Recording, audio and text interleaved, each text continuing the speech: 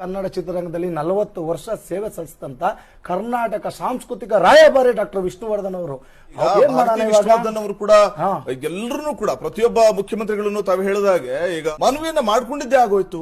So ಸರ್ಕಾರವನ್ನ ಅಂತ ಏನ್ ಬೇಡ್ಕೊಳ್ಳೋದು, ಸರ್ಕಾರ ಒಂದ್ ಕಡೆ ಮುತುವರ್ಜಿಯನ್ನು ತಾನೇ ವಹಿಸಿ ಸ್ಮಾರಕ ನಿರ್ಮಾಣ ಮಾಡಿ ಅದು ಕಲಾವಿದನಿಗೆ ಕೊಡುವಂತಹ ಅಲ್ವಾ, ಅಗಲ ನೆಗ್ಲೆಕ್ಟ್ ಮಾಡಿದ್ದಾರೆ. ಇವತ್ತು ಇವ್ರ ವಿಚಾರ ಬಂದಾಗ Indira canteen sir, Indira canteen last time ಸಿದ್ದರಾಮಯ್ಯನವರು ಒಂದು ಯೋಜನೆ ಅವ್ರದೇ ತಾನೆ, ಅದು ಇಂದಿರಾ ಕ್ಯಾಂಟೀನ್ ಯೋಜನೆ.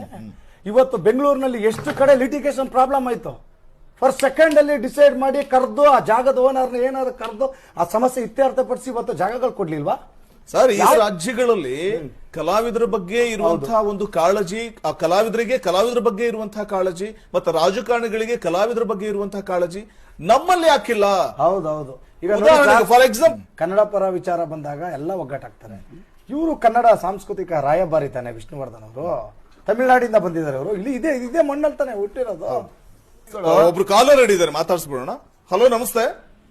ನಮಸ್ಕಾರ ಸರ್, ನಾವು ಉಮೇಶ್ ಅಂತ ಬೆಂಗಳೂರಿಂದ. ಮಾತಾಡಿ ನವನೀತ್ ಅವ್ರೆ, ಹೇಳಿ. ಅಲ್ಲ ಸರ್, ಅದು ಎಲ್ಲರೂ ಸರ್ಕಾರದ ಕಡೆ ಬೆಳ್ ಮಾಡಿ ತೋರ್ಸೋದ್ರ ಬದಲು ಅಭಿಮಾನಿಗಳು ಅಂತ ನಾವ್ ಹೇಳ್ತೀವಲ್ವಾ, ಅವ್ರ ಹೆಸರಲ್ಲಿ ಒಂದು ಅಕೌಂಟ್ ಓಪನ್ ಮಾಡಿ ಸರ್. ನಾವು 5,000 ಹಾಕ್ಬಿಟ್ಟು ಡೊನೇಟ್ ಇದ್ ಮಾಡಿ ನಾವು ಮಾಡೋಣ. ಇಲ್ಲ ಸರ್, ದಂಧೆ ಆಗ್ಬಿಡ್ತದೆ, ಆತರ ಎಲ್ಲ ಮಾಡಬಾರ್ದು, ದಂಧೆ ಬೇಡ, ಆತರ ಎಲ್ಲ ಮಾಡಬಾರ್ದು ಅಣ್ಣ.